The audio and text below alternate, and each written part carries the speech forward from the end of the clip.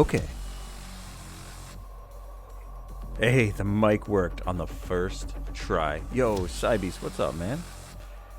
Welcome, everybody.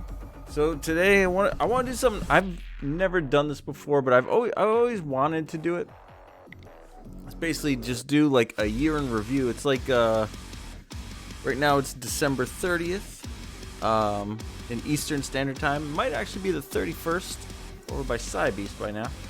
But yeah, I just wanted to, you know, just do a like a year in review. So basically talk about the games we played, talk about some stuff we did, random stuff. You guys, if you guys did something cool over this year, I mean, I know we did have that kind of summer of fun, you know, where like COVID kind of just like went, you know, underground for a couple months, and we got to do a little bit of partying, a little bit of gathering and everything, and then it kind of popped back up and you know, all that stuff recently. But you know, hold on one second.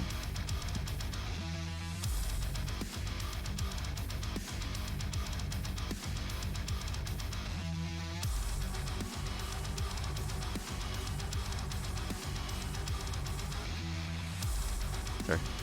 The wife was grabbing some stuff from the kitchen. Just making sure. Sometimes the kids, they to get a little bit of extra time downstairs before bedtime, they like to trick her into making them some like elaborate food when they come back down. But yeah, so yeah, I've always kind of wanted to do like a year in review, and yeah, we're gonna do it. So yeah, if you guys have anything you remember from this year, it's weird. It feels like it went really fast, but it also just feels like it took forever. One of the big new things. This is my like. I'm going into 2022 with like really low expectations. I have no idea what's gonna happen. You know, as far as you know, modern events or whatever you want to call it. Like what kind of hell will rain upon us this time. But as far as what I'm going to be doing, one of the things I want to do is I actually want to sell my collection. They're going to add a new character to boost the ratings. Exactly.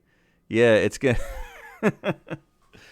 Yeah, man. They introduced a few characters in the past 2 years, and ratings have definitely gone up.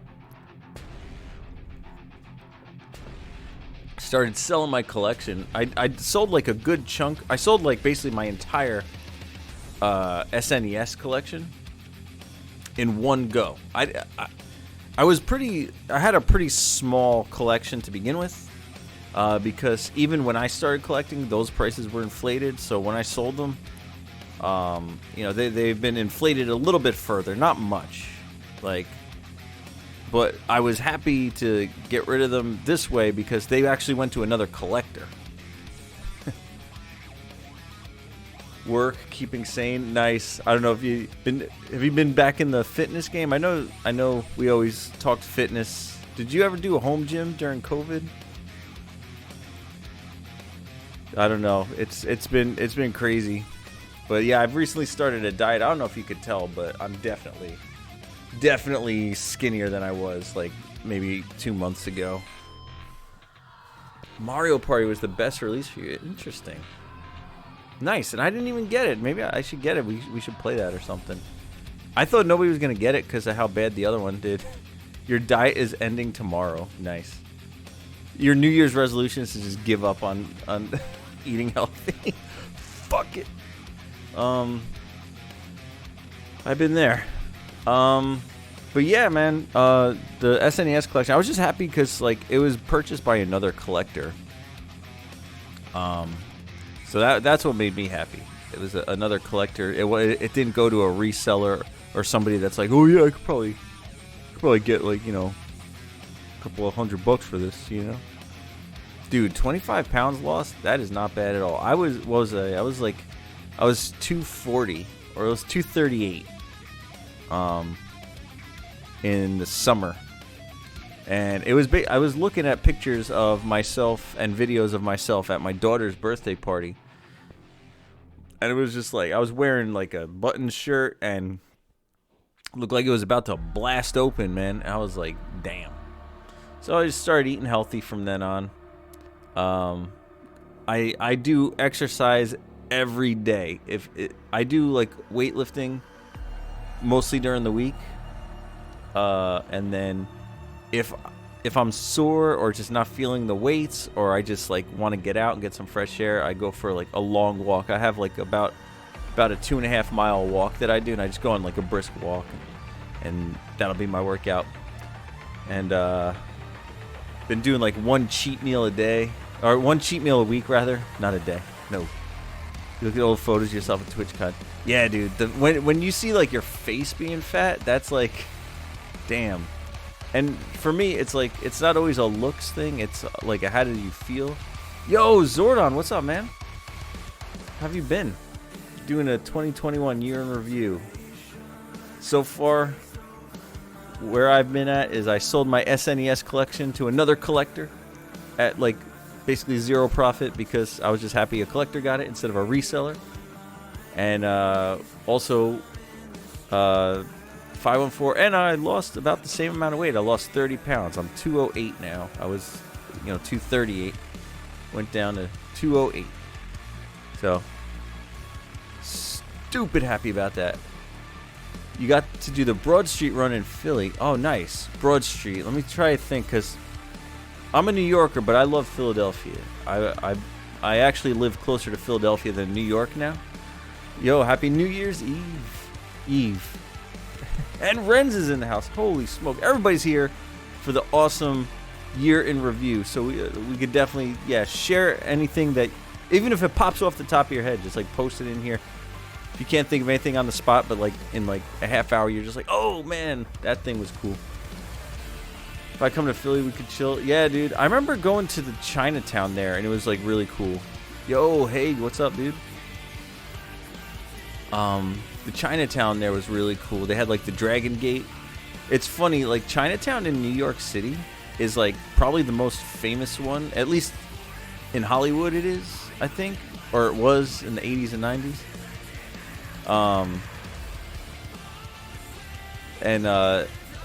It's like probably the least interesting one. I've been to the one in San Francisco, way better. I've been to the one in Philadelphia, way better.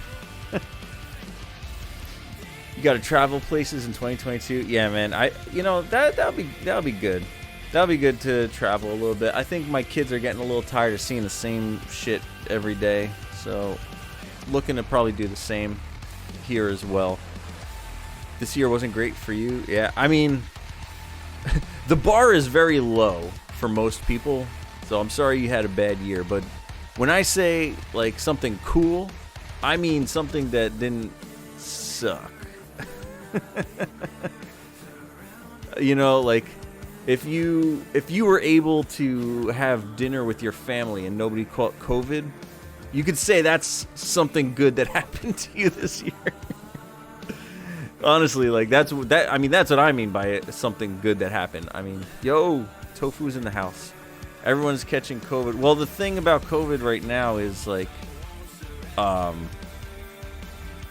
it's like got the. First of all, anybody that wants to be vaccinated is vaccinated, and the vaccine doesn't prevent catching it. It just prevents hospitalization. That's what I was always told, right? They never said that it's well, I think Joe Biden said that you won't get it if you get the vaccine, which was a total botch on his behalf. No, it was always supposed to be you don't go to the hospital, right? So yeah, like now that everybody that wanted the vaccine has it, like the people that were being careful aren't really being too careful anymore. So the cases are going up, but like nobody's going to the hospital, So I say nobody, but I'm just going completely by like New York's data. Like, are you guys getting boosted? Ren started streaming this year. That's awesome. I know he does a lot of Mario Kart. I love Mario Kart. I love Mario Kart. I would love to play some Mario Kart. The Chad Walkins, exactly, dude. That's what I did. My wife my wife got, like, she did it in the peak of all the hysteria. You know, she was like, oh, you know, I'm going to register for my vaccine, and I'm going to go in and get it. And, you know, she did it with the vaccine, she did it for the booster. And, I mean, it was a hassle, but she got it done. But, like, I waited, like, a week, not, like, maybe 2 weeks. And I got a walk-in at, like, this country club where it was just, like, basically, like, a golf course that had, like, a little building on the side. And, like, I just go into the golf course building, and I got it there. And took the kids, they got theirs. You're going to be vaccinated in April. Curfew starting tomorrow. Yeah, you know, I don't understand the curfew thing. Like, what the logic is behind that. You can't catch COVID after 10 or something. With, like, it just sounds like a Ponzi scheme, Charlie. It's a Ponzi scheme. There's your Philadelphia. You got COVID twice in 2020 and once this year. God damn, dude. Stop. catching the chicken out there, man. Yeah, but fuck all that, dude. I don't want to talk about COVID. I wanted to do a year in review, man. Hold on. Here, let me get this started. You could, like, type more about COVID for just a minute. And I'll get this set up for us here. So we're gonna do. Here we go. You ready? Okay. A year in review. Oh, let's say 2021, just for the VOD's sake. All right, here we go. Okay. I'm gonna put it down here. Let's say, what are we talking about here? So, you're gonna stop going to bars to stay safe. Yeah, dude. I mean, look, I'm sorry anybody that caught COVID or whatever, but you know what? The cases are going up, hospitalization's going down. The way I look at it is, this is the last thing I'll say about COVID, because I don't know shit. I'm not a doctor. I'm not a scientist. I'm not I'm nothing. But, like, when it came to us, it was the novel coronavirus, the new coronavirus. Like, nobody knew what it was, including your body, right? So your body can't fight it like it fights the common cold. Even though, you know, a bunch of uneducated people were just like, it's just like the cold. It's not, though. It's new. Your body doesn't know it.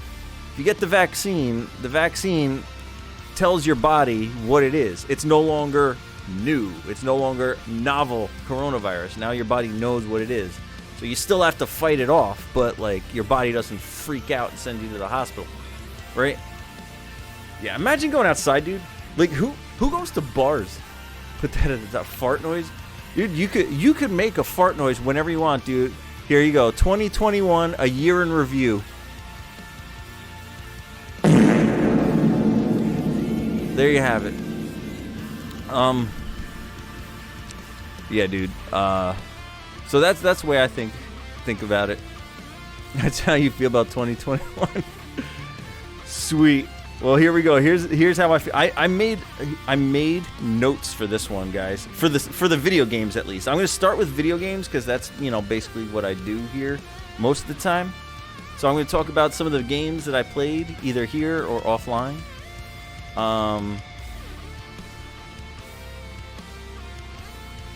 Stuff like that. And then I'll talk about some games that are coming out in 2022. Then we talk about whatever. Yeah, you know, I'm not that much of a socialite. I don't go to bars and stuff like that. I don't really do much like that. Yeah, oh yeah, I got my list of games I'm looking forward to in 2022. It's actually kind of short, though, unfortunately. What's a video game? Alright, so here we go. First off, here's what I'm talking about. You know how I said it feels like this year went by really fast, but it feels like forever? Well, in case you don't remember, this game came out in 2021.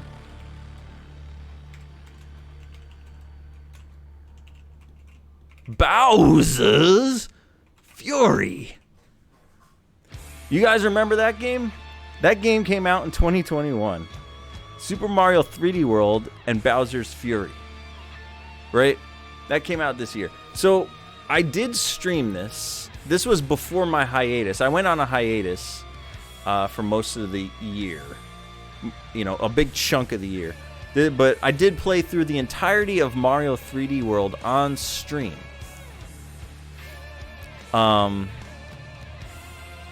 You thought it was 2020? Nah, man, it came out. What was the release date? I had to look this up myself. It was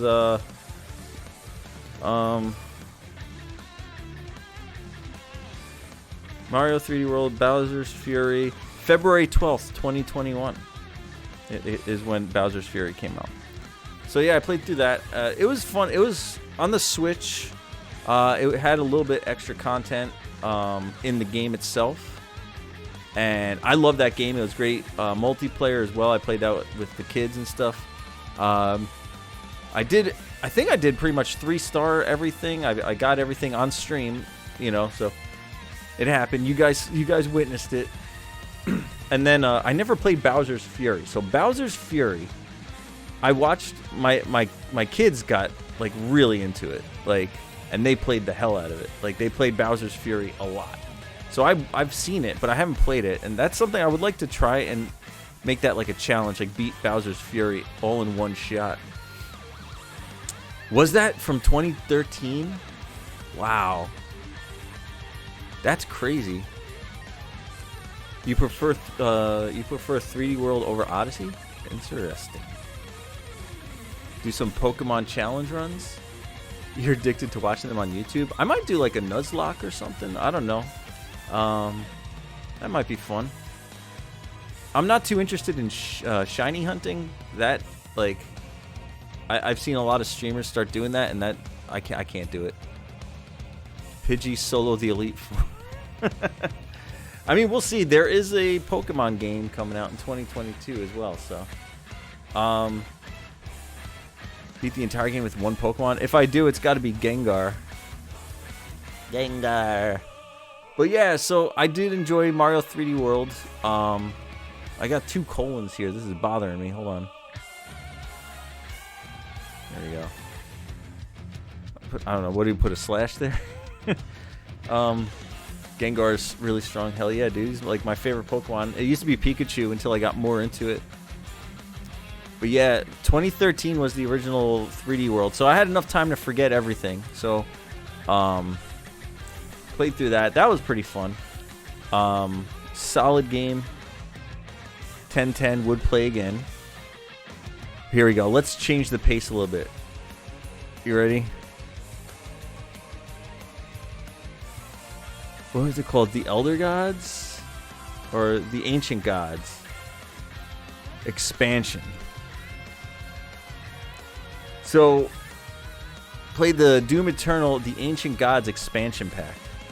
And that was a hell of a game. I love Doom Eternal. That's, as you can tell, my name is basically a play on Doom Eternal. I'm a Doom fan from the beginning to modern times. I play the old ones. I play the ones in the middle. Doom 3, I guess, is one in the middle.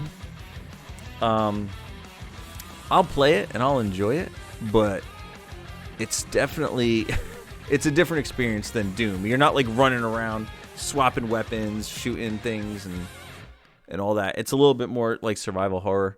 But the Ancient Gods, right? There was 2 expansions. There was the first one that introduced that ghost, right? The spirit. You did that in Doom 3. I mean, it definitely wasn't as fast as Doom Eternal.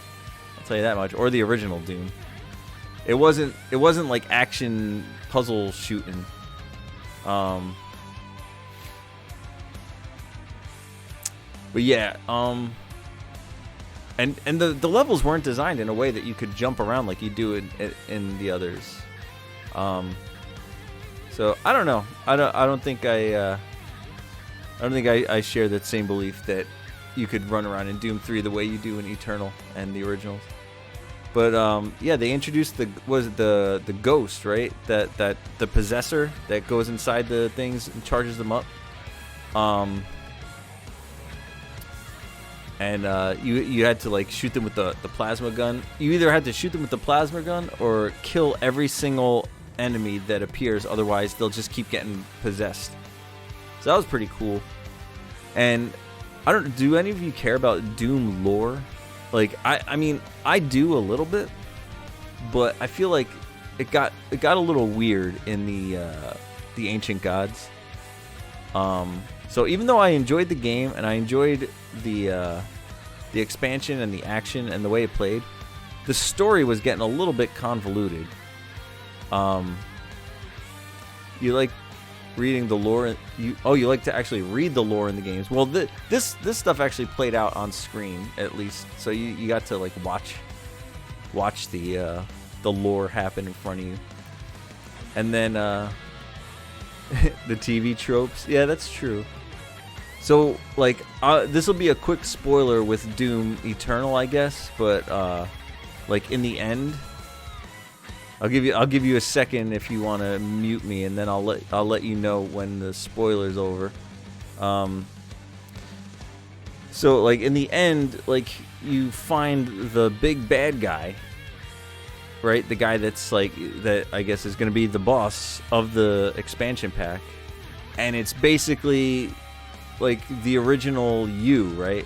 It's the original Doom guy, and like he just looks like you, but he's all like scarred up, and he has like burns and scar tissues and like runes and stuff like burned into his skin and stuff like that. I thought that was kind of cool story wise, but like then when you finally fight him, he's in this like Warhammer 40K like Space Marine suit, and he looked like a giant beetle, and I didn't really like that. And then like you get this hammer, and when you use it, like they literally have stars around their head, and like you hear like the sound of like birds tweeting like a cartoon. That took me out. I didn't like that a little. Like that kind of bummed me out. And one of my favorite things about the original Doom series, that was last year, dude. The Doom movie. We watched Doom Annihilation on here, and then the director reached out to me, and he watched the commentary about it, and he was like thanking me for doing that and stuff like that. It was really cool. That was on my that was on my channel before I took my hiatus, and I lost the YouTube archives of that.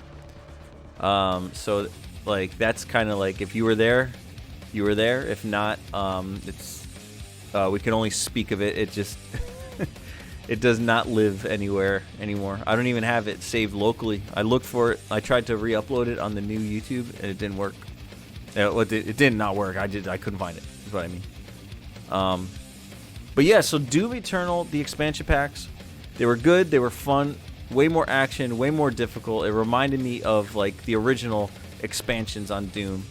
No more spoilers. No more spoilers. Doom Eternal. So if you muted me, no, we're done with the spoilers on Doom Eternal.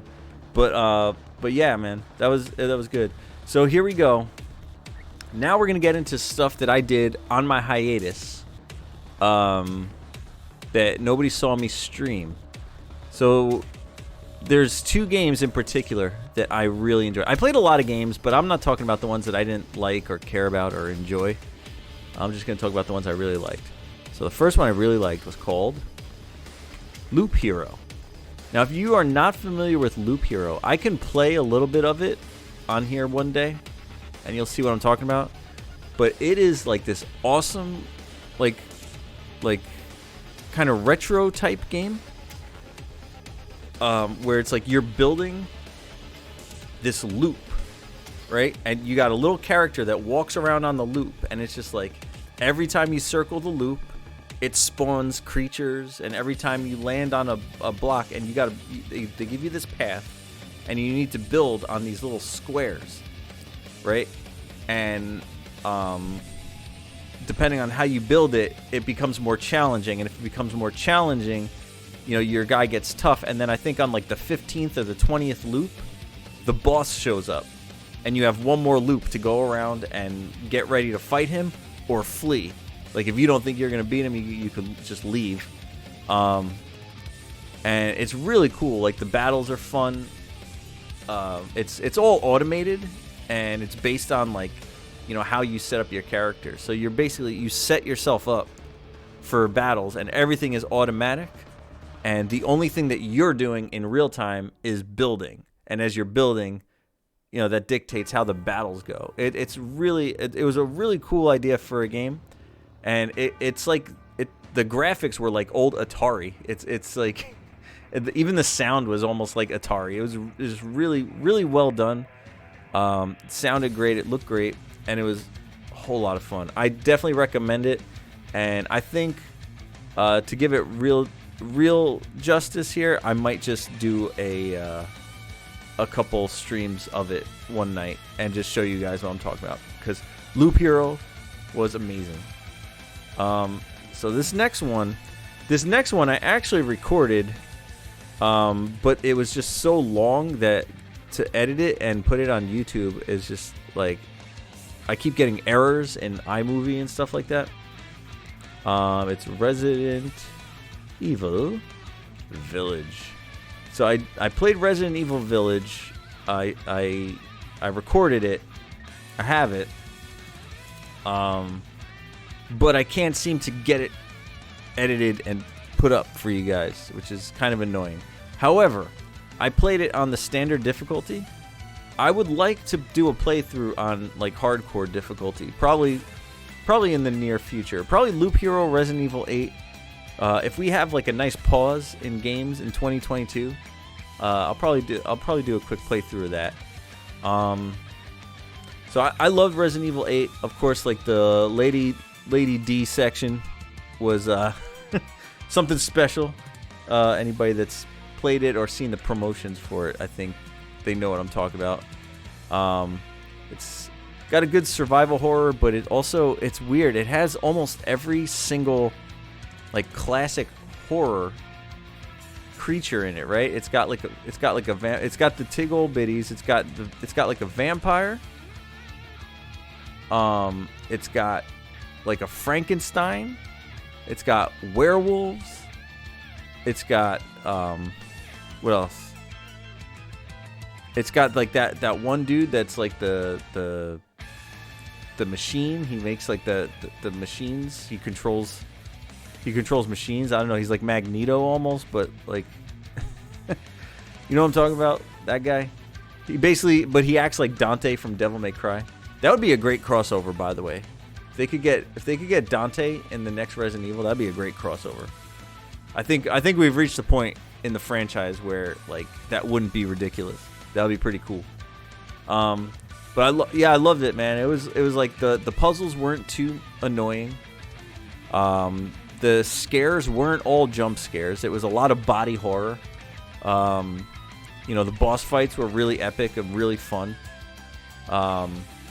There's this one scene that like there's like this monster that just looks like a gigantic fetus, and that part was so friggin' scary and weird and like horrifying that like I don't think I'll ever forget it. I don't think I'll ever forget. That's gonna be like one of those scenes that just blows my mind. It's crazy. Like you finish like this job or whatever, like this puzzle, and you get an item, and like the power goes out, and you're walking, and you just see like these streaks of blood on the floor, and then you see like what it's just like a weird tube, and it turns out that like it's like a gigantic umbilical cord, and there's this gigantic fetus monster, and it's like it like when it's like chasing you, it's like giggling and gurgling like a baby,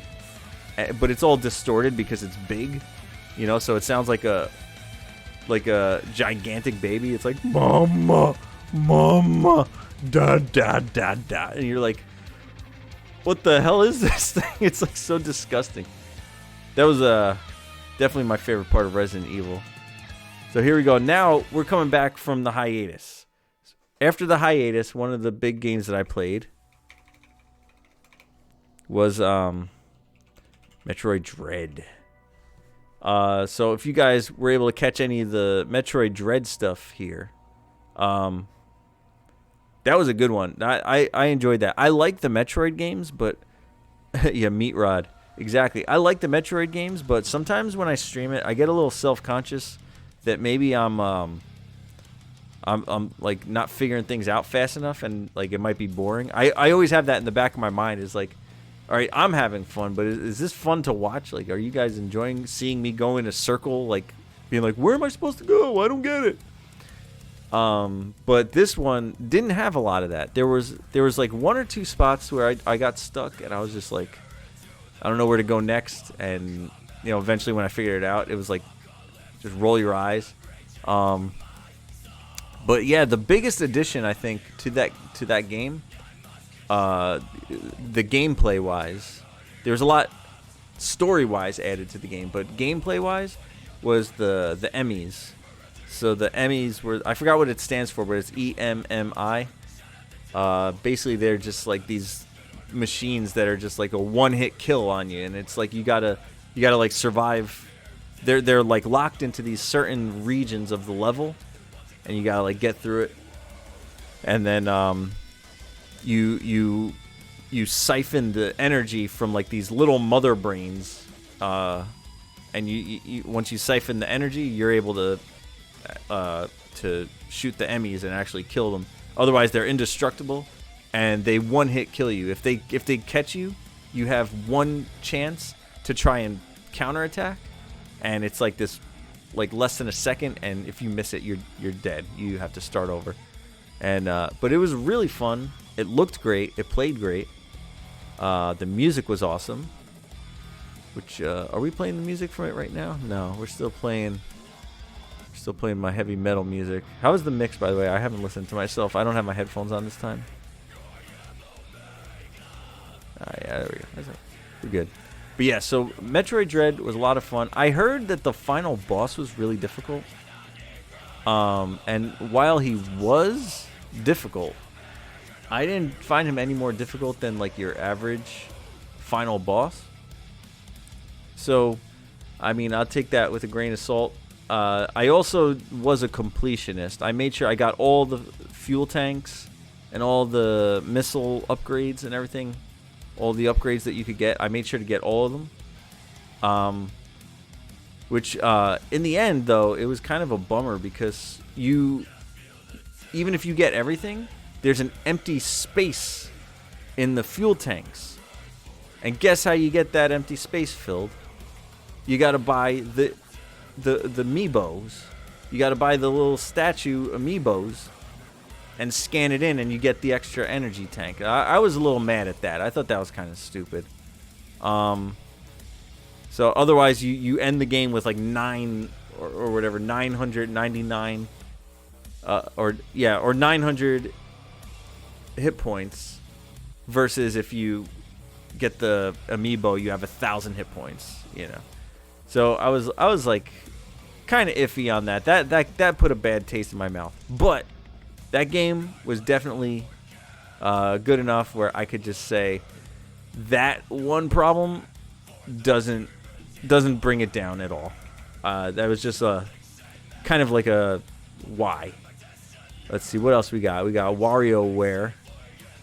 Get it together. So I started playing Wario. Like, I love WarioWare. I love Wario in general. I think he's a really cool character. I feel like, back in 2014 or whatever, Nintendo attempted to have the Year of Luigi, and it dealt them a big L, right? So my answer to that is, why not have a Year of Wario and get that W, right? I feel like that's the perfect pitch to Nintendo. It's just perfect, right? WarioWare, get your shit together. Wah! Oh my god. You ever hear the sound of Wario saying, "Oh my god"? That was from like I want to say Mario Party. Hold on, let me see if I can find it. Let me see if I can find it played on here. Let's see. It's the weirdest soundbite I've ever heard in my life. Here we go. All right, you ready? Yes! That's not it. Here it is. Oh my god! Oh my god! Like, that's the... They actually got Charles Martinet to record that. So freaking weird.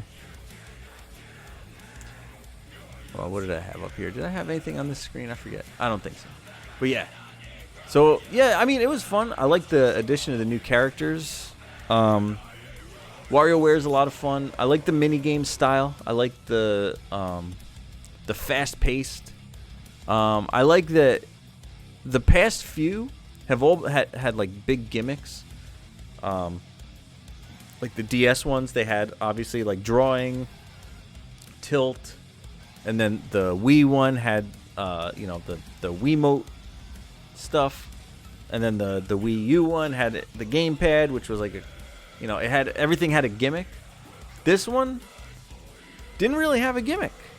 They just you use the Wii, the Switch controllers, and it plays like a video game. So I really loved that about it. Like you could just play it like a normal game, not a whole lot of gimmick.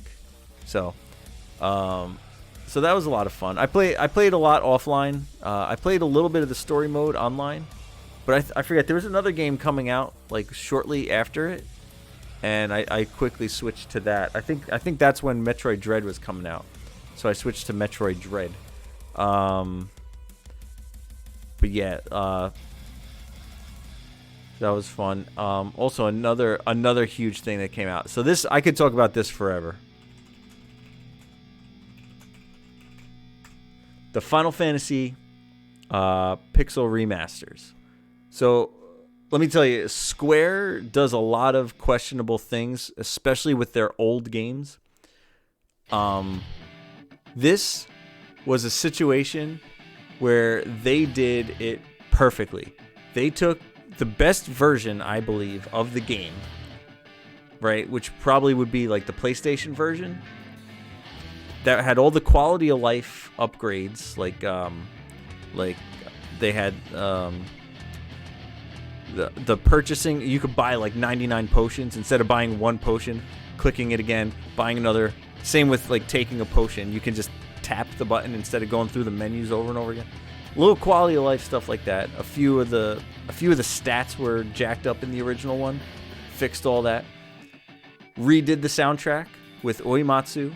Redid the sprites with the original sprite artist. I forget her name, but they did get the original sprite creator, and they kind of like gave her the style that they want to go with, and she was able to. She redid the sprites. So you had the original music, the original artists, and it came out, and I gotta be honest, man, I was playing that game with a big ass smile. The first one that came out, Final Fantasy 1, like, oh yeah, Final Fantasy 1 is probably the most nostalgic to me because I played it probably the most. Because that is a game that I can just pick up and play anytime. All the other Final Fantasies, they're very great, and I love the franchise. I'm not gonna say probably anymore. I'm gonna say it's my favorite franchise. I love Final Fantasy, and I look forward to everything they do, both new and the re-releases of the old. And I could for all the flaws in the original Final Fantasy 1, like all the messed up stuff, I'll still play it. I'll still play through the whole thing and love it. KFC is your favorite franchise? Sweet. They're coming out with a video game console, from what I heard. So you might be able to play some good video game chicken. But yeah, so they released 1, 2, and 3. I played 1. 2 and 3 I've never played before, so that's gonna be a first playthrough. I didn't get to play those. By the time I was done with those, 4 was already announced, and 4 being my favorite, I just prepared myself to skip 2 and 3. I didn't want to be halfway through 2 or 3 and 4 comes out, and I'm just like, yo, fuck this, I'm playing 4.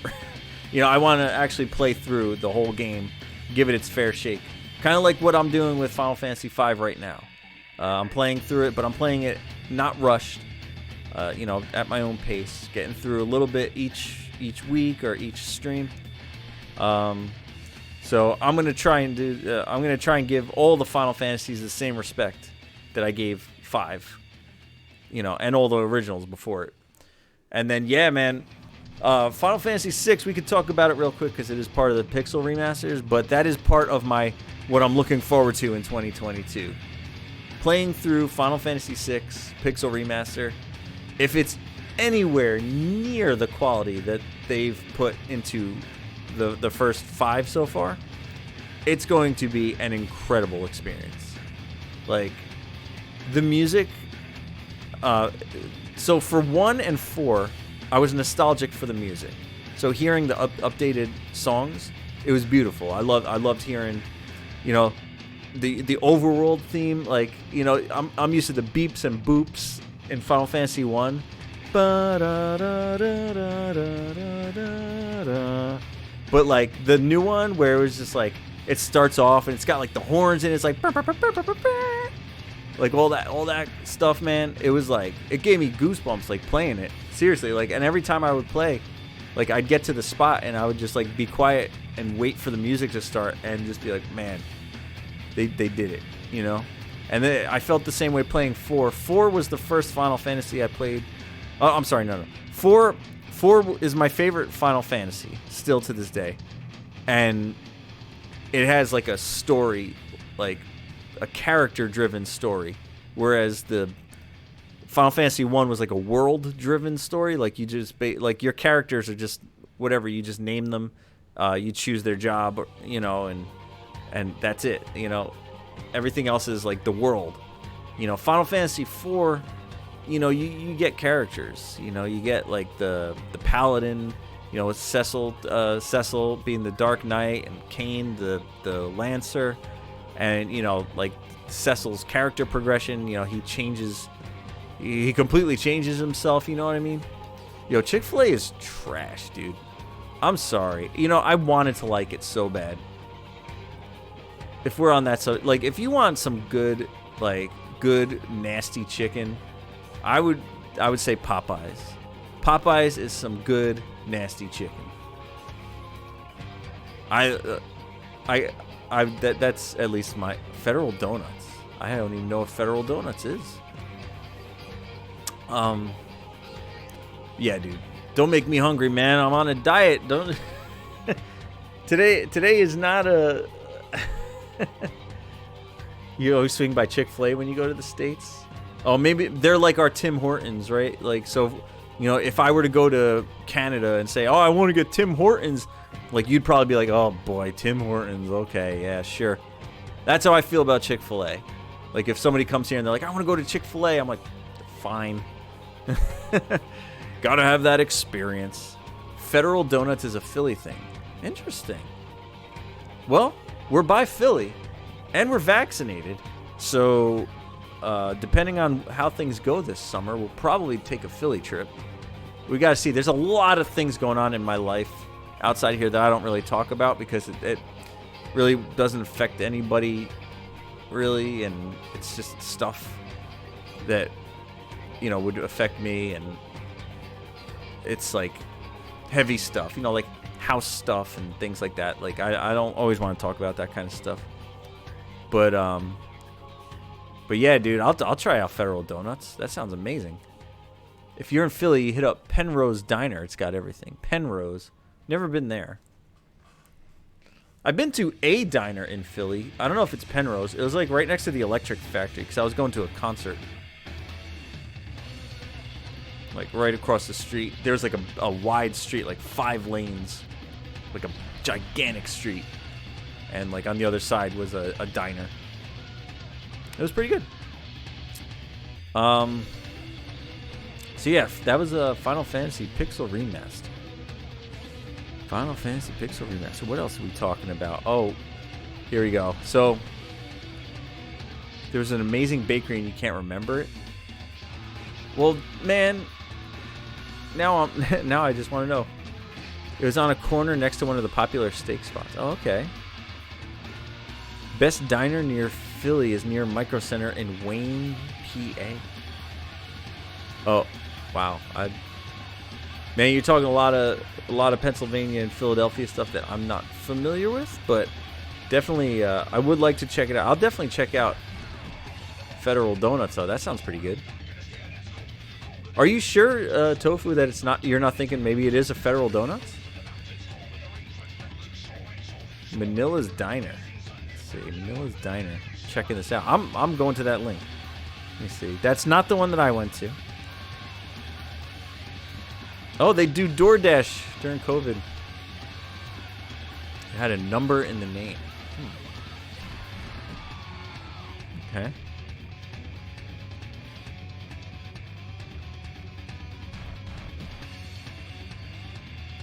Yeah, I mean, that looks like a good diner. I've always been a huge diner fan. Oh, did I just close out my I closed out my stream. Oh well, we're going blind. We're flying blind. I can't see my own stream anymore. Now, let me open that back up. There I am. Okay. But yeah, damn, I'm trying to think how many places I've eaten in Philly, because when I go to Philly, I don't really go to like the chains. I usually go, like, of course you want to get a cheesesteak, right? So I usually get a cheesesteak.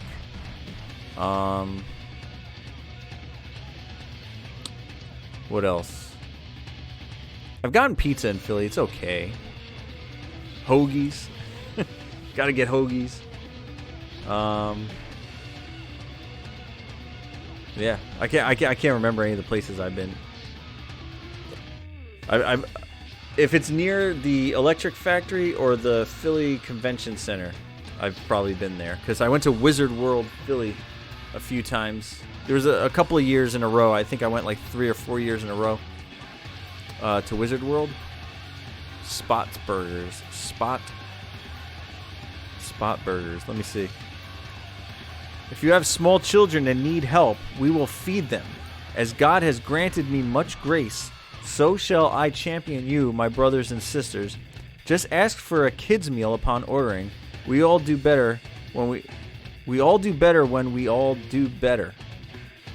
I just got a pop up for that place. So apparently the dude, the owners of Spot Gourmet, trying to help out families there. That's pretty cool. The best burgers in Philly you have to try for yourself. I mean, the picture looks amazing. Holy smoke. I mean, I'll check that place out, definitely. Come on, you guys are making me hungry, man. I'm trying to be on a diet here. I had tacos for dinner. Place beats higher end restaurants. It's always that way, man. The family run stuff, always better. Always better than the high end stuff. I've been to my fair share of high end restaurants, and like I'll tell you, like even like on business trips and stuff, I've gone to like, $1,000 steakhouses and stuff like that, where the bill comes in and it's just like, yeah, we're gonna expense this as part of a business trip here. And I've been to like these burger spots, and I don't know, maybe I'm just a scrub, but I like the stuff where, like, yeah, they just pile shit on a burger. Oh yeah, it's a burger, and we'll put jalapeno poppers on it, and put some cabbage on it, and put some buffalo sauce on it, and put some fried pickles on it. Like, I'll eat like that. That's how I roll.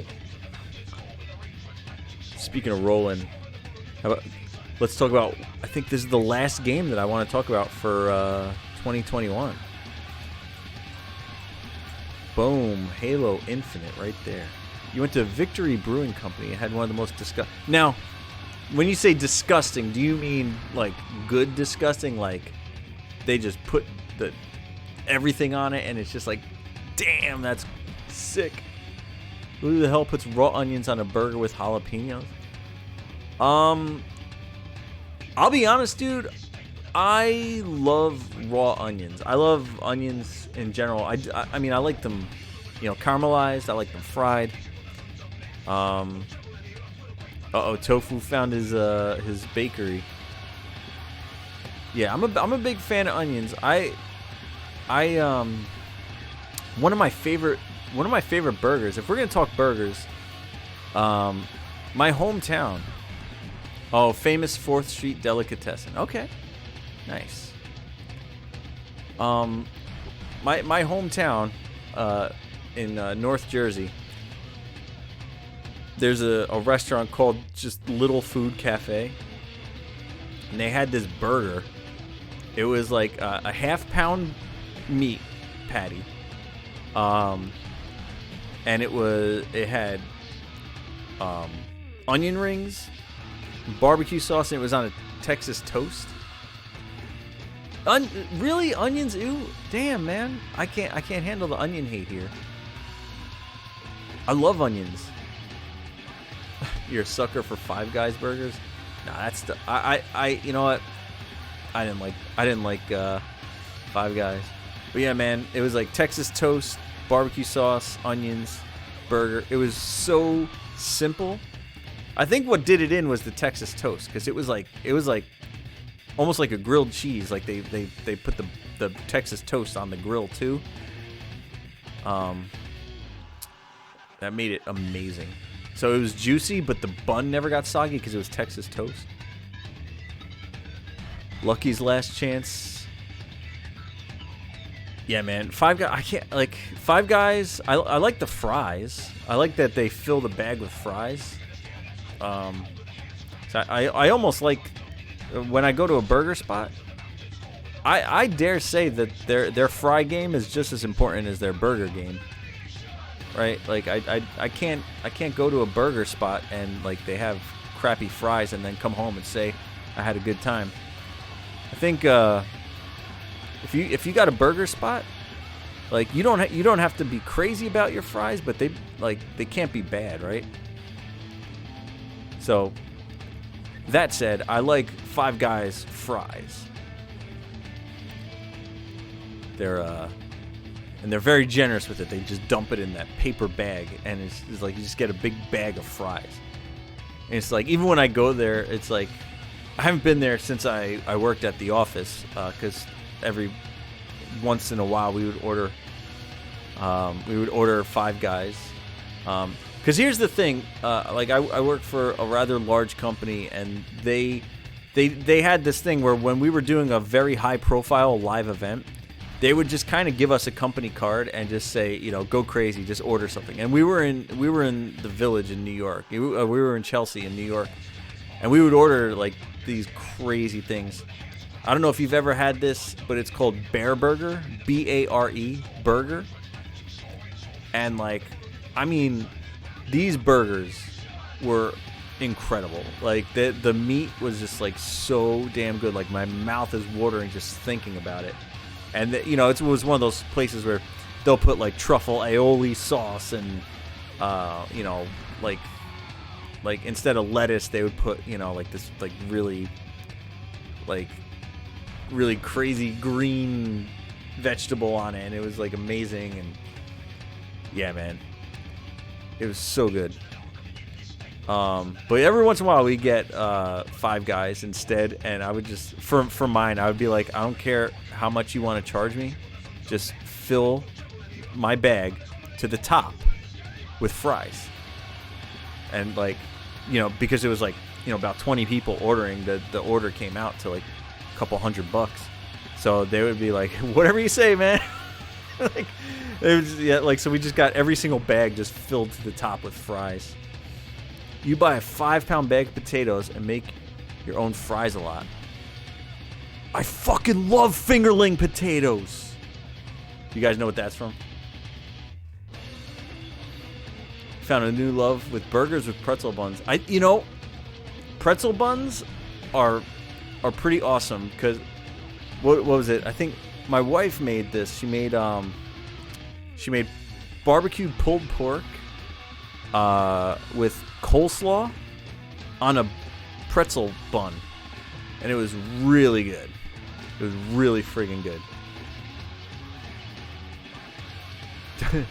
Don't look up. Exactly, man. The fingerling potatoes. I'll talk about that in a few minutes. That was a really good movie. Well, let me get through Halo Infinite, I guess. I only played the multiplayer anyway, and it's one of those things where, like, you know, back in college, I used to play Halo. Because we could talk about burgers. Like, I could sit here and have an 8-hour stream and just talk about, like, all the burgers I've had in my entire life. So, I mean, well, I could just leave it at that. You guys could keep it going in the chat, and I'll just catch up afterwards. But I just wanted to say about Halo Infinite. I used to play Halo 2 and 3 when I was in college. I kind of stopped playing, like, in the Halo 3 time period when ODST came out. And ketchup and burgers. Yeah, like I kind of stopped playing there, but I was pretty competitive. I participated in a few tournaments and did LAN parties. At my college, I hosted some at my house. I went to others' houses, and I played pretty good. I was pretty good at Halo. Now when was that? Was that 2005, 2006, or something like that? I hadn't played Halo since then. So like last year when I bought the Master Chief Collection, and I expected, to go in there and just whip some ass, I was sorely mistaken. Sorely mistaken. You were awful when you played. I don't know, man. We were just really good. Like I would play with Ryan, Pete, my cousin Ken, and then there was this other group of friends that we had. It was this dude Rob and Sean, and then they had a couple of friends, and they actually brought their TV to my house, and like we hooked them up the Xboxes and stuff. It was crazy. It was a lot of fun. Try to do the slap. Well, the good thing about Halo is if you get behind them and slap them, you'll kill them in one shot. That's one of the cool things about Halo, is like the whole idea behind Halo is these suits have shields on them, right? So the idea is to get the shield down and then go for your shot. So you want to mix like a plasma gun or get like a couple of good shots in. Before you go for the kill, throw a grenade. But if you sneak behind them, you bypass their shield and you just get you just one hit KO. Yeah, if they don't know you're there. I was always good at getting above people, especially in Halo 2. There were a couple of levels where you just get above people, and I would just jump down on them and. But yeah, so Halo Infinite, like I said, I expected to get in the Master Chief Collection, and be at the very least average. I was like, well, maybe I won't be the best guy on the team, but at least I won't be the worst, right? No. There's people that have never stopped playing. Like, there's people that have seriously just, like, exceeded my skill, like, 100-fold. Like, they just, like, they got the game down to a science, and they know how and when to shoot and where to shoot and how to, to angle their body so that you never hit them and stuff. And it just became a joke. I would do horrible. But the good news was when Halo Infinite came out, everything was starting over. Like we got equalized again. Everything got brought back down to the point where we're all learning again. Yeah, it feels like I get killed quicker than I could kill my enemies. And I mean I get it that there's things that you can do. In the game, like, you could, like, do, like, mini crouches and stuff. So, like, when you're shooting, like, they can't get a headshot in or whatever. Or they can't knock your shield out as fast. But, yeah, like, it definitely felt like I would shoot them, like, pop, pop, pop, pop, pop, pop, pop, pop, pop. Nothing's happening. Pop, pop, pop, pop, pop. But, like, I would get, like, somebody with a battle rifle. I'm dead. And I'm just like, what the hell, man? So Halo Infinite, the great equalizer, right? It's a brand new game for everybody. Like, they don't have years of experience. Oh, shit. Here we go. We're going to roll 20. He rolled a 17?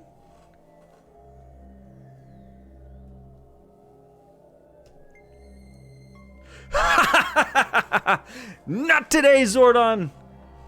Oh, rigged as hell, dude. Why it no work?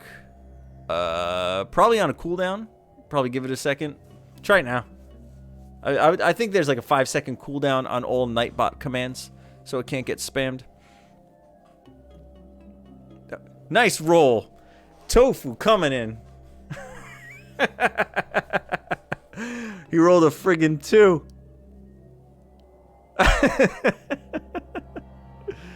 Damn, man. But yeah, long story short, Halo Infinite, I was really good the first couple of days. And now we've reached the point where I've played Final Fantasy. I've played, you know, I've gone back and I've played other games. I've been playing Terraria with my kids. You know, I've been, you know, stuff like that. I've been playing other things, watching other things. I've fallen behind already, and I just get my ass whipped in Halo Infinite now also. So, as much as I love the franchise, as much as I love the game, I'm not competitive. However, I would like to get into the campaign, but the multiplayer was free. The campaign costs, you know, the price of a full game, so it's like $60. I got my ass kicked in Infinite. Yeah, I mean, like, but it was even. Like, I was kicking ass as well. I mean, I have the video footage to prove it. I do. Like, I was doing great, you know, sometimes, and sometimes I get my ass kicked. It was an equalizer. We were all learning again. And then, but now we're at the point where I'm probably not the worst on the team, but I have not been the best on the team in at least a week now. So, sad face. So while we're on the subject of games, I'll just real quick, I'll just go through what I'm looking for forward to in 2022.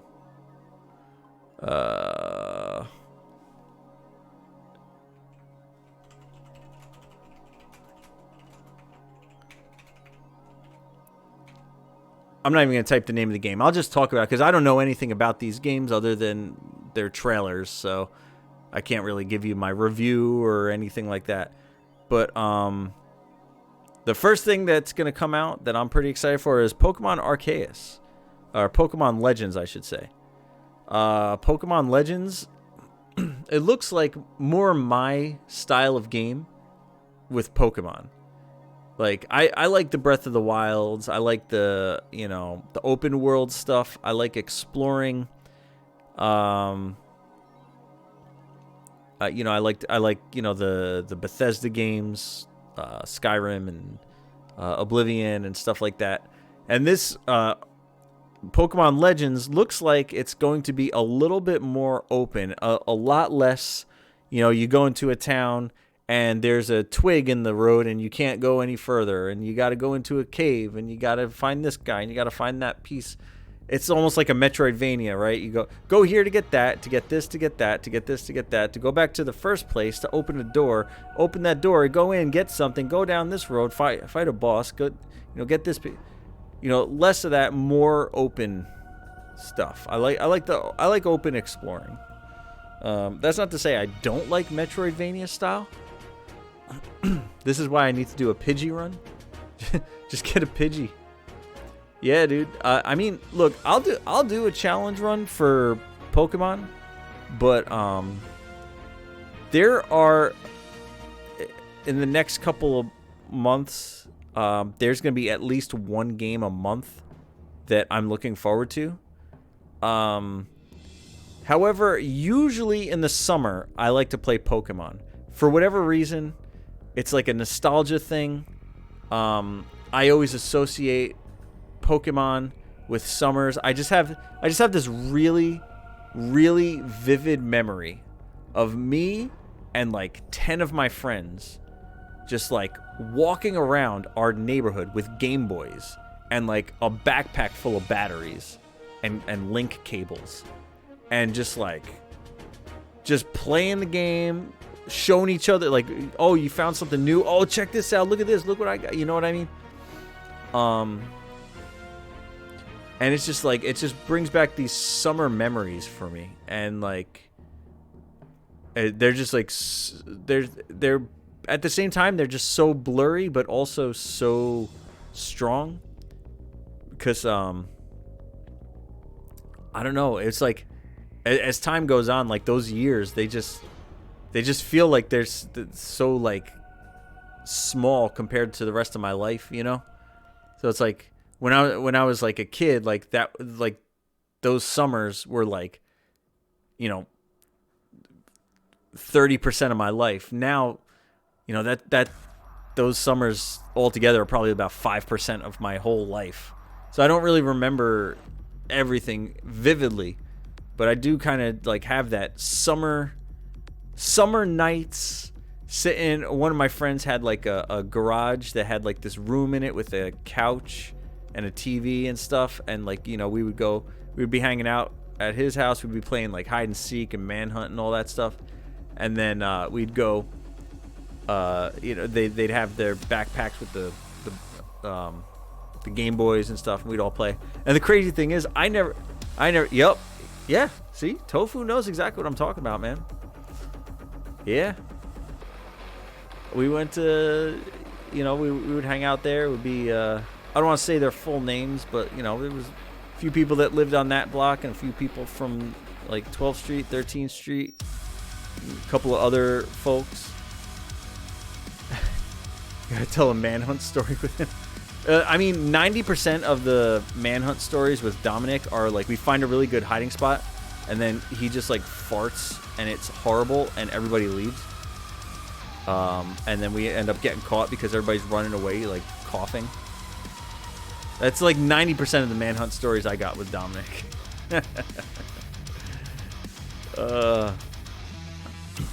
Manhunt's an East Coast thing. Is it? Nobody else did that but us?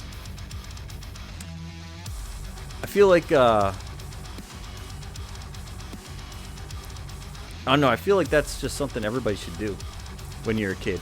Manhunt. It was like, and we had like 3 city blocks. It would be 12th, 13th, and 14th Street.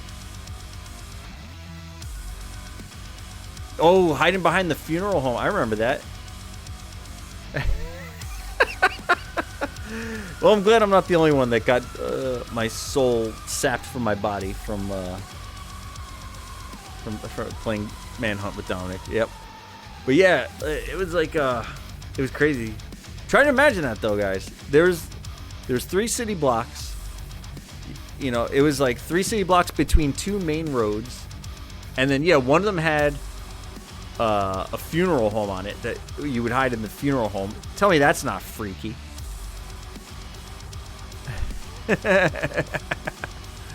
Nice. But yeah, man, we'd be playing. So yeah, so all that being said, Pokemon. It's just, playing Pokemon in the summer for me is super comfy, super nice. You know, I like sitting here in my shorts and a t-shirt, you know, with the window open and you know, just playing Pokemon.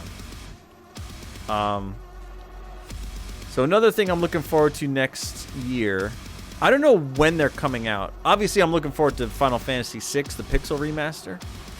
So that's coming out early on.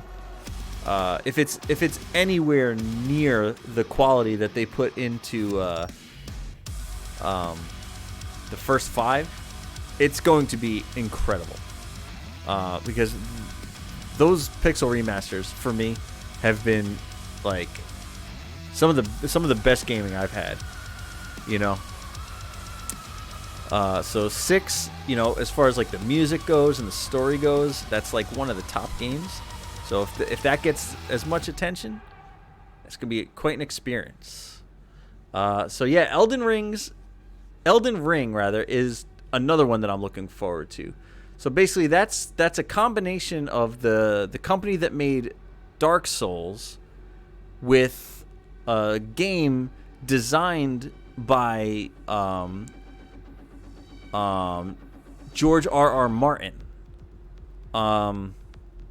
So try to imagine that, right? Dark Souls seems pretty Game of Thrones like, you know? The style, the difficulty, like the way it works, like everything is just like, you know, everything is super dangerous and you know, unforgiving. You know, so they actually, you know, collaborated now. So, you know, George R.R. Martin wrote a story. They made a game, and I'm interested because it looks really cool. It looks like a, you know, your typical Dark Souls game with, like, you know, a little extra. Horizon Forbidden West. While I am looking forward to that, I still have not played the first one. My problem with the first one is I feel like they made a gigantic mistake. They released it the same week or a week before or after Breath of the Wild. And I think literally everybody that I know that had a choice between Breath of the Wild and Horizon Zero Dawn, they all went with Zelda, and I did too. And that game was gigantic. I played that for so long, and I bought Horizon Zero Dawn, but to this day, I have still not yet played it, and I would like to give it its fair shake. At the very least, I want to play it through before I play the sequel. So it looks great. It does look like the type of game I would like, but I definitely need to set up for that. I gotta play the first one. I don't know. I don't know if I'll stream that. That'll be one of those that I play on my own. At the time being, I have my PS4 hooked up to the TV. I don't have it hooked up in my streaming setup. So I would have to, like, you know, make that move. I moved it there with the thoughts that I was going to get a PS5 at some point, and that thought has just completely evaporated. I don't even care about PS5 anymore. Evil Dead and Texas Chainsaw Massacre. So first off, Texas Chainsaw Massacre, I believe that's being made by that company called Gun, which they have botched Friday the 13th. They have botched the Predator Hunting Grounds. Now, when I say botch, I don't mean it was a complete flop. I mean, like, when we tried to buy it when it came out, we got kicked out of the server. We got connection errors. It was issues. It was laggy. It was messed up. Oh, Jason quit. The whole thing disbands. Oh, Predator quit. Oh, you automatically win, but no XP. You know? Yeah, they did the cross-platform. I think that was like an Epic Game Store problem because it's on Steam now, and I'm a little bit intrigued to try it on Steam to see if it works better. But at the same time, I'm not really in the market for buying it again. But yeah, so I mean, I'm my point is, though, like, I fear that when the Texas Chainsaw Massacre game comes out, it's going to be a buggy mess at first. And there's that sweet spot, right? There's like, it's shit when it comes out. Then it gets polished. And then after a while, the community becomes shit. So you gotta get that sweet spot where the game is polished, but the community hasn't gone to shit yet. And yeah, the Evil Dead game, I saw the teaser for that. I haven't seen much more about it, but I will definitely, I am looking forward to it. It's not on my list of games I'm looking forward to, but I'm glad you brought those up because as well as Horizon Zero Dawn, Horizon Forbidden West.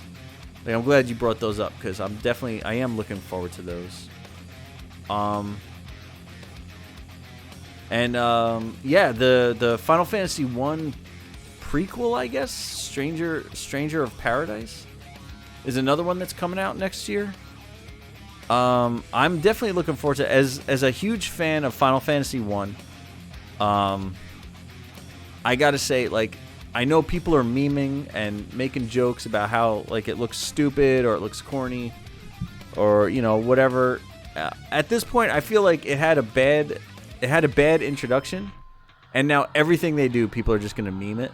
So I've completely lost all touch with, you know, community opinion, which is probably the best. You should probably always do that, right? Like when the community starts, like a school of fish dissing something, you know, like you should probably just like take a step back and just be like, you know, I'm not gonna participate in that.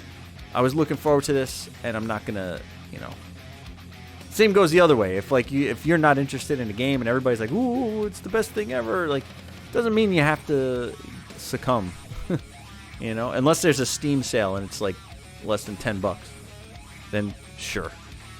But yeah, I'm looking forward to Stranger of Paradise. It's like the concept is cool to me. Like you start out with, it's supposed to be the story of Garland, like the original knight that got corrupted.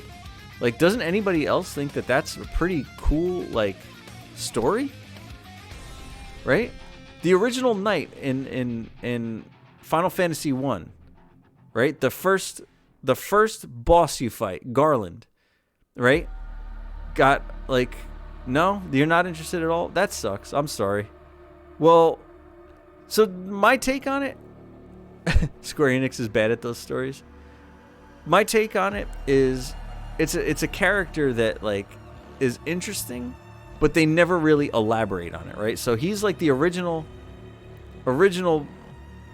you know, person that gets corrupted by chaos, right? So, like, this is his story about how he found chaos, or how chaos found him or whatever. So I think that's pretty cool. And Square Enix, Dark Souls Artorias for how to make you actually care about a character. Well, hey, if you'll watch it on Twitch, I'll play it on Twitch. That's a good deal. Garland is in Final Fantasy 9. Sometimes Final Fantasy has a little bit of overlap, or they'll reuse a name. But like the whole concept of Garland was, you know, he got imprisoned by chaos, like, and he becomes chaos, and he's like in this 2,000-year loop where, like, you know, if he dies, he just goes back 2,000 years and just does it again, so he like never dies. And you know, it's basically like the way chaos is trying to enter the world and you know, take over all the elemental crystals, and there's the four fiends, you know, it's like the Lich, Carrie, I'm having a brain fart on the other ones, but the Lich, Carrie, Tiamat, and Kraken, you know, and you know, he basically takes over them, and it's like, it's cool because even in the original one, you go back to the Chaos Temple, you go back 2,000 years to beat him before he does it, and then you have to fight the four fiends again. So like they're trapped in the temple too, so you fight them again. I don't know. I always thought that was a really cool concept, a really interesting way to tell a story. So I'm into it. What's the song playing right now? I don't know. I have it low. Let me see.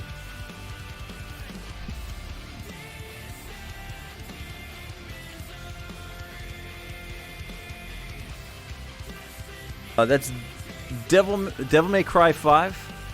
Hold on. Let me see. It's from the video game Devil May Cry 5. It's Neo's fight music. Let me see.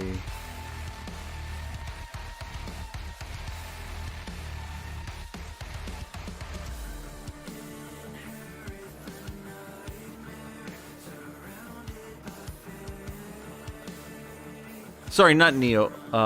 Virgil. It's called Bury the Light. Yeah, it's called Bury the Light from the Devil May Cry 5 game. It's by Casey Edwards, performed by Victor Borbra.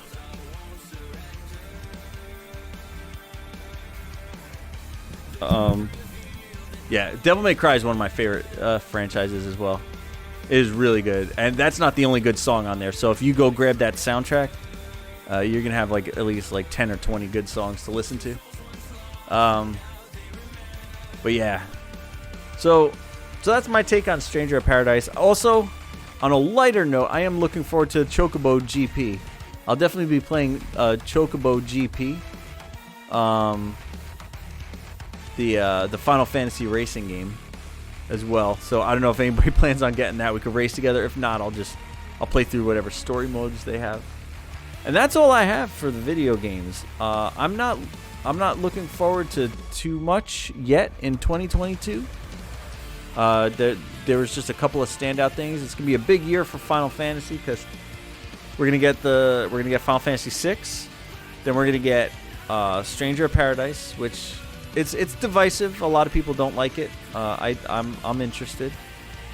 I'm not saying that it's like this crazy good thing, but I'm just saying I haven't lost interest in it. I'm definitely want to put. My camera will not stop focusing. What is your problem, buddy? I'm turning off autofocus. It turns itself on for some reason. There we go. But yeah, but I'm looking forward to it. I'll play through it. It doesn't mean I'm gonna like it. I might not like it, but it definitely intrigued me. I'm definitely interested in playing Stranger of Paradise. So if you're remotely interested in seeing what it's about and everything, I mean, come by here. I'll play through it, and you could tell me what you think of it in real time if you want. So yeah, that's all the games. I mean, if you guys have any other memories from 2021, I saw a couple movies. Well, that's another thing in 2022. I want to try to get back into pop culture a little bit. I feel like I have not cared about pop culture for so many years that like I am so lost with everything. So I decided to like watch things as they were new. Like I watched Bill and Ted 3 or whatever. I watched let me get rid of year in review, I guess here. Or looking forward to rather. So I watched like Bill and Ted, which it was okay. I mean, it wasn't great. But it was okay. And then I watched Matrix Resurrections. I didn't like that. Did you guys watch Matrix Resurrections? I thought it was kind of, I don't know. I think, see, I'm a big fan. I don't know if I'm a fan of the Matrix franchise, but I loved the original Matrix, like the movie. Like, the movie, The Matrix, was like one of the coolest things in the world. Like, I love the concept of like living in a simulation and like that dystopian sci-fi background, and I mean, I loved it, and it was so well done, the original one. And then the sequels were so bad. The sequels were just so bad. So I was like, you know what? This new one's gonna go. It's 50-50. Either they're gonna try and get back to the original, or they're just gonna make another shitty sequel. And honestly, they took like this weird turn. There's a couple of things like right off the bat that bothered me. Is one, like recasting Morpheus and Agent Smith. So to my knowledge, I immediately assumed that Lawrence Fishburne didn't like the script and just said no, and they recast him. But then I read Lawrence Fishburne said nobody contacted him. They literally did not ask Lawrence Fishburne to be Morpheus. And like, I just asked myself, why? Like, he's like synonymous with the character to me. Like, when you see promos of The Matrix, or when you see pictures of The Matrix, what do you always see? You either see Keanu Reeves, Agent Smith, or Morpheus. Like, sometimes you'll see Trinity, I guess, but I felt like her character was more supportive to the story. than driving the story. Which, you know, it's fine, but like, you know, I felt like the characters, it was like, yeah, you see, yeah, exactly. You don't see Trinity by herself. She's always supporting. You know, which makes sense because there's already a lot of people leading. You know, there's a lot of people driving the story.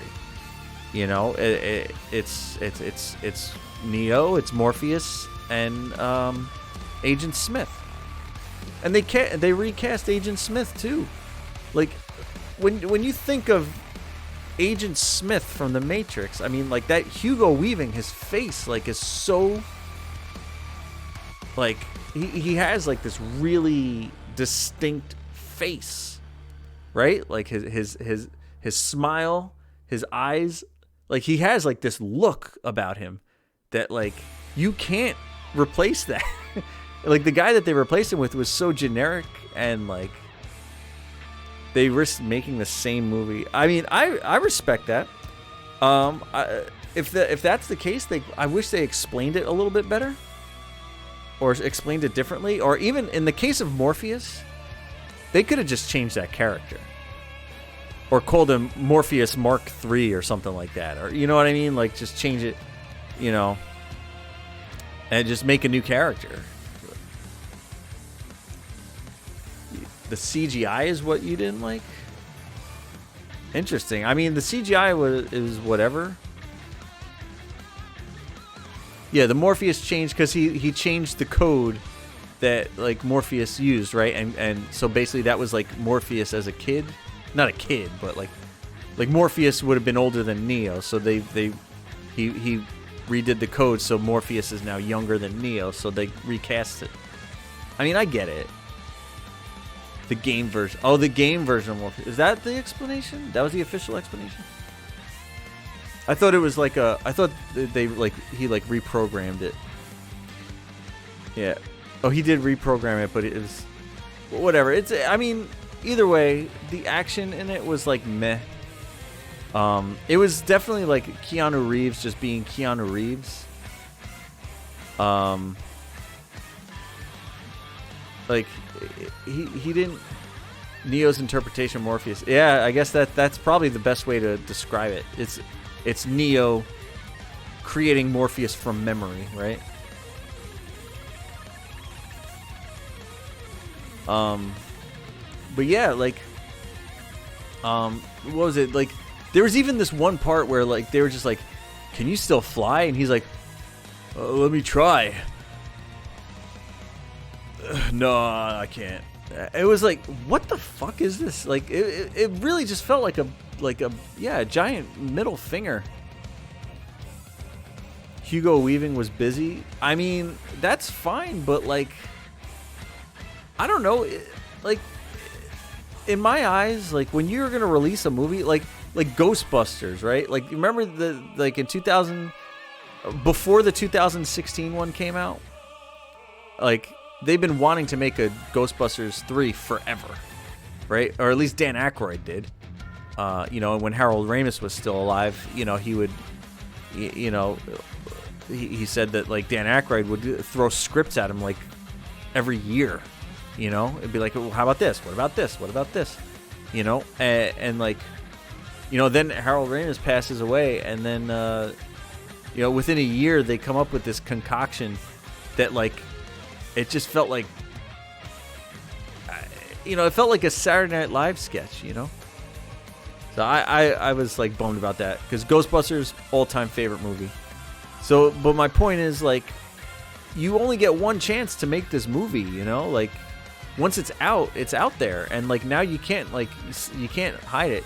Like, they just tried to release a Ghostbusters collection series without the 2016 movie in it, and people were just like, well, what about the 2016 movie?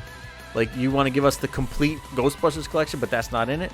So is it canon? Is it not? Like, you know, it's, like, so weird, like, how they did that. And, like, I feel like this Matrix movie, in the future, it's going to be like that. Like, they're going to probably make another Matrix movie, and maybe it'll be a little bit better, and you're going to be like, well, explain 4, you know? They would have to change the story significantly with Hugo and Lawrence. I mean, that would be fine. I mean, because the thing is, the characters are still there, right? So it's not like the characters are gone. The characters are still there, but they're recast, you know? Which, I mean, it is what it is, I guess. I just personally, Neil Patrick Harris, definitely, I'm turning around on him. I used to be very annoyed by him, and I used to think he was like a one-trick pony with that "I'm awesome" that crap. But lately, I've seen him in a couple of movies. I saw him in 8-Bit Christmas. He was great in that. And then I saw him now in The Matrix, and he was great in that. He did great. I think his character was cool. The guy who plays Agent Smith in the new movie is Kristoff from Frozen. Awesome. Well, that guy's making a lot of money. If Anderson and Smith were business partners but neither remembered their past. Yeah, I mean, yeah, the story, it started out, it had me interested at first when they were starting with the Warner Brothers is going to make a sequel with or without you. So you have a choice, you know, it's like you want to do this or not, you know, like they were talking, and it was just so meta, like so, like, you know, like self-aware. It was pretty crazy, and like they had me there. I was just like, oh, this is great. This is like the Matrix in the Matrix in the Matrix, you know. This is like, we're going, like, we are definitely outside the Matrix, looking into the Matrix, looking into the Matrix. Like, that's crazy, and it was kind of cool. But I feel like where they went with it, just what, like I feel like Keanu just never, or Anderson rather, never re-became Neo. Like, he just never got back into that character. Did anybody else feel that way? Like, I feel like Keanu Reeves just never gets back into these characters. That was the point of what they were trying to do. Then it might just come down to a matter of taste for me then. Like, maybe I just don't like that style of storytelling. But because I have heard a lot of people did like the Matrix Resurrections. Like, they appreciated how things went. So it might come down to a taste. Like, I'm not saying it was like an objectively bad movie.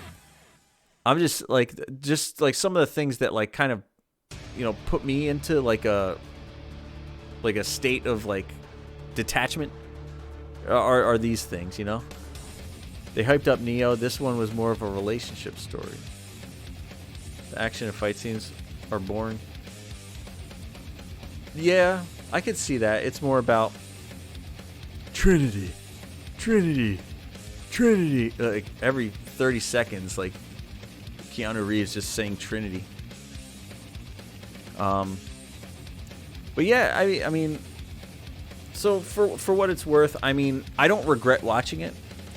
But I, like, as someone who just really loved the original Matrix movie and became gradually more like indifferent as the series went on, I just, it's not something that I would call like one of my favorites.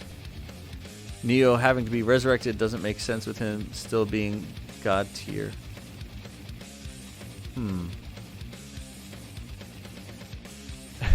Yeah, well, Warner Brothers. Yeah, I think the difference between Warner Brothers and Disney is like Warner Brothers seems to try and just like do things like as the Warner Brothers, whereas Disney is just, they'll see a working thing and they'll just put their stamp on it, you know. They're just like, oh, okay, Iron Man is pretty cool, Captain America is pretty cool, let's buy Marvel, let's buy the Marvel Cinematic Universe, and let's make comic book movies. Stamp, like Disney stamp, you know, and like you guys do your thing. Like they have a series of directors. I think there's like one or two people who are assigned the task of like being a historian to make sure that they don't mess stuff up in the storylines and stuff. You know, and they did the same thing with Star Wars, right? They're just like, okay, we like Star Wars. You know, the movies are pretty cool. They make a lot of money. All right, stamp. We're buying that. You guys make Star Wars movies. Here's some money. Go make some movies. You know. Whereas Warner Brothers, it does kind of feel like there's just too many cooks in the kitchen, and especially with the DC stuff, because I like DC more than I like Marvel. Like I love Superman, like and like all the Superman villains. Like I've always like been a huge Superman fan, but like and the Flash too. I always loved Flash, Superman, Batman, not so much, but the villains are really cool. But yeah, like, and Warner Brothers just trying to do stuff, and it's just like, I don't know. It feels almost like I wish they would just do what Disney does and just like find a working thing and just be like, yes, we own this, but you guys, you do it. Like, you make this good, you make it work, and we're just gonna put our logo on it, you know, and make our cut of the money. You know, I kind of wish they had that sort of relationship, because it doesn't feel that way. So I feel like if they're going to turn Matrix into this big franchise or cinematic universe or whatever it is they want to do, I feel like this was a bad start, in my opinion. I would not watch that again. I would watch the original. In fact, I kind of have the urge to watch the original again. Just the first one, just to get that, like, just to be reminded of like what the original movie was like, to see if it still holds that same power. Because like nowadays, like back then it was kind of ahead of its time, but nowadays you have like actual physicists discussing the possibility of living in a simulation and you know, downloading memory, like your own like literal brain, like swapping it with a computer, you know, and like, you know, using people as like energy, and you know, like the concept is there, you know. I forgot which scientist talked about it. I mean, I don't think Neil deGrasse Tyson talked about it. I think he's one of the skeptics, because he'll say whatever to get like attention. You watched the original on HBO Max? Yeah, I got HBO Max. That's how I watched it. I didn't go to the theater. Maybe that's why you didn't like the CGI. Did you watch it in the theater? I watched it at home, so maybe it was a little bit more forgiving on a smaller screen, because I thought it looked fine. But yeah. Did any of you guys see, I made a joke, a reference to this earlier, but any of you guys see Don't Look Up? That movie? It just came out like last week or something. Shoot, my heater is like blowing on me. Now, look at my hair. I have Kramer hair. Yo, if you guys haven't watched this movie called Don't Look Up, it's on Netflix. It is a really, really good movie. It's kind of like it's basically a satire. It's like a dark comedy satire. And I'm not going to give anything away. If you guys didn't see it, it's fairly new, so I don't think it would be a very nice thing to just like give you the whole story here. But it's not about like a big reveal or a big like. It's a satire. It's like there's no spoilers here or anything like that, you know. And it's basically a couple of scientists. They see through a telescope a new comet, and they're just like, oh, a new comet, and they do the math thing and try to figure out its trajectory and stuff like that. And they determined that it's going to hit the Earth in 6 months. So they have basically 6 months to convince the powers that be that there's a deadly comet like heading our way. And it's just like, I mean, you could take it from there. It's a dark comedy. It's a satire. So like, you know, it's it's basically like these scientists going on talk shows, and they're just like, there's a comet that, and we predict it could hit the Earth, and like the host is like, maybe you could get it to hit my ex-wife's house, and stuff like that. And it was just it was just like really funny. Like they even meet like with the president and stuff like that. Leo's character on the Sesame Street is your favorite part. Yeah. Yeah, it's incredible. It's not the plot to Bart's Comet. No, it's quite the opposite. Because what ends up happening is nobody cares. I guess, and it makes sense if you think about it. Like nowadays, like we have so many scientists being like, hey, if we don't do something in 10 years, things are gonna fall apart, and like it doesn't happen or whatever. And it's just like,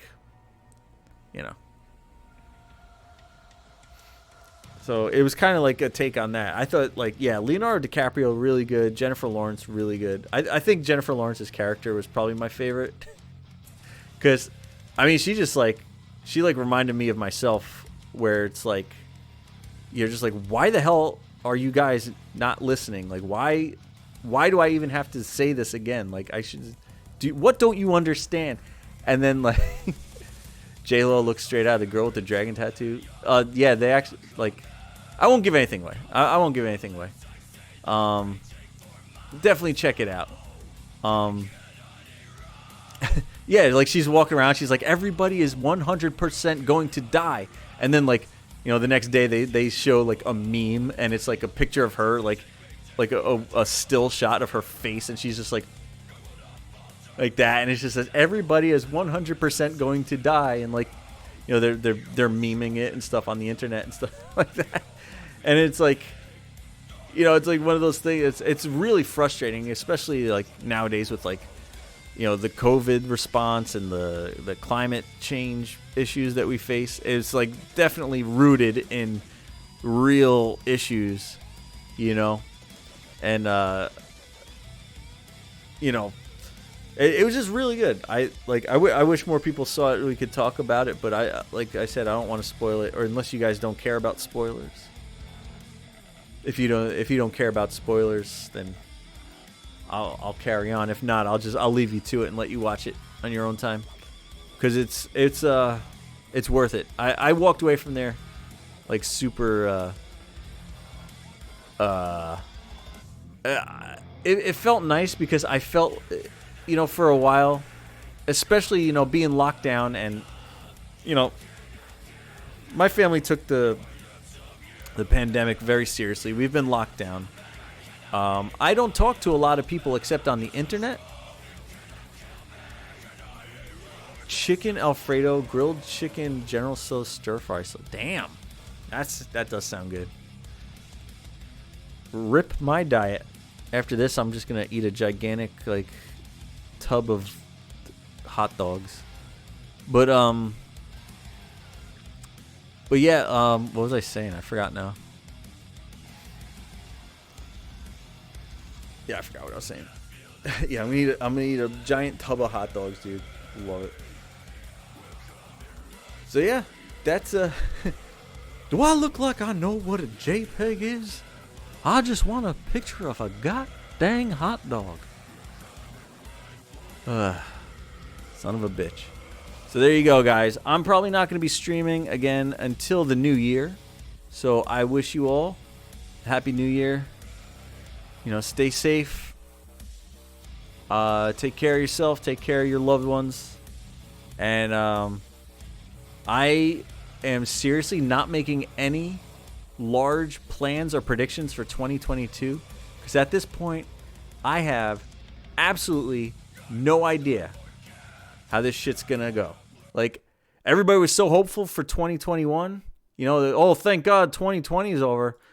I would say that this was almost as bad. The only thing that was better this year was the fact that there was a vaccine. So I didn't feel like I was definitely going to die or like get my parents killed, you know? Um, stuff like that.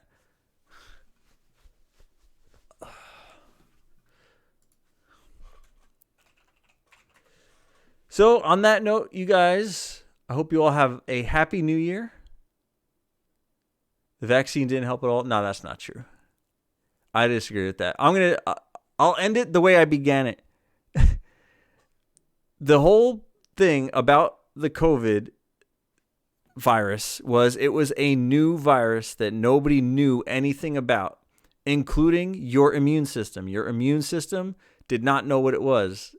Like what was it? 1% of every human being was being or like 3% of every human being was being hospitalized, and 1% of them was dying because your body had no idea what this virus was. The vaccine wasn't to make the virus like disappear.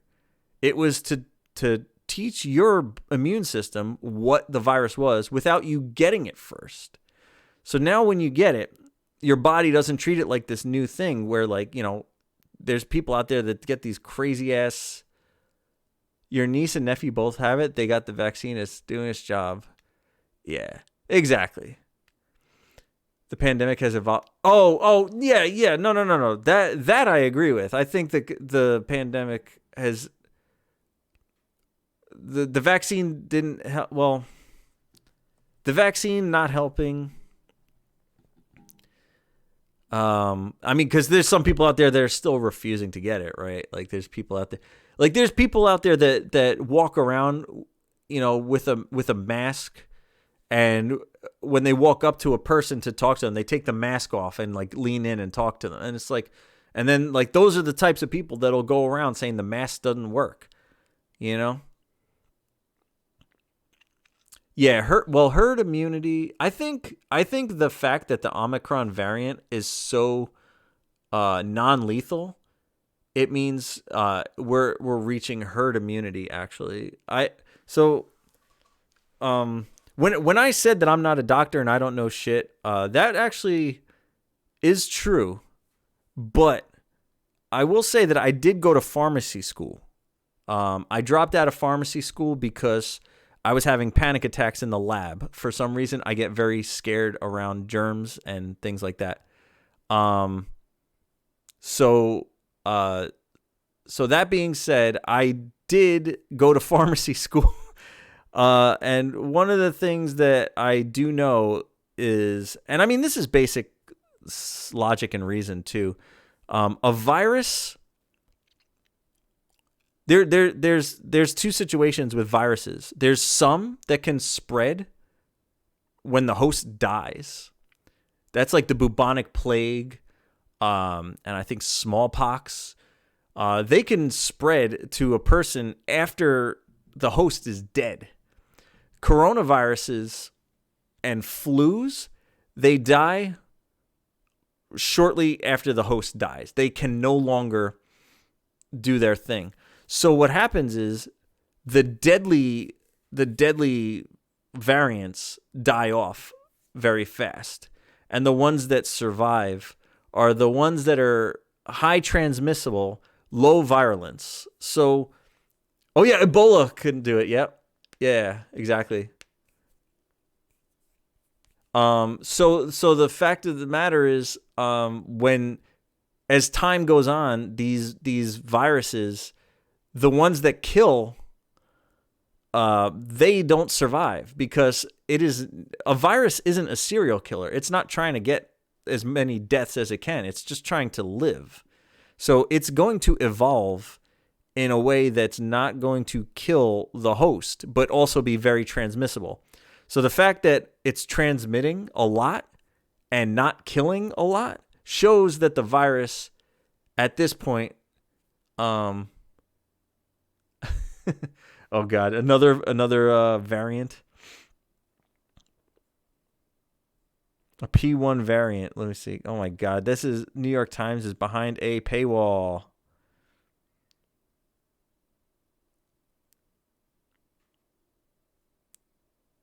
So, yeah, that's the thing about it is the virus doesn't want to kill you. It wants to spread and it wants to live. So, all right, Tofu Lang, I mean, you are having a really bad day with this. Let me see. Roll. Can you do a roll 100? Hey, oh, wow, I rolled a 33 on a D100. That sucked. All right, guys, it is almost 11 o'clock, so I am going to head out. As I said, there you go. Have a wonderful new year. Stay safe, stay comfy, and I'll see you in 2022. You all have a great night.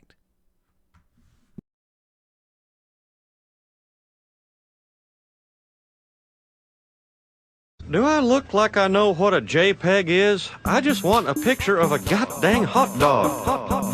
Hot dog. Hot dog. Hot dog. Do I look like I know what a JPEG is? I just want a picture of a goddamn hot dog. JPEG. JPEG. JPEG. JPEG. JPEG. JPEG, JPEG, JPEG, JPEG. I look like I know what a JPEG is. I just want a picture of a goddamn hot dog.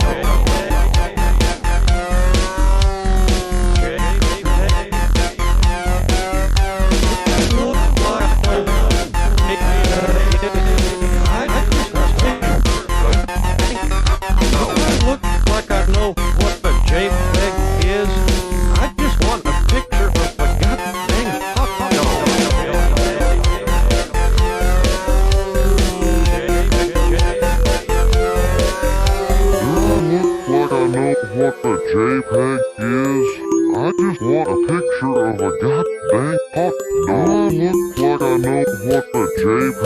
is. I just want a picture of a goddamn hot dog. Do I look like I know what a JPEG is? I just want a picture of a goddamn hot dog. Goddamn hot dog. Goddamn hot dog. Goddamn, goddamn, goddamn, goddamn, goddamn, goddamn hot dog. I just want a picture of a. I just want a picture of a. I look like I know what a JPEG is. I just want a picture of a goddamn hot dog.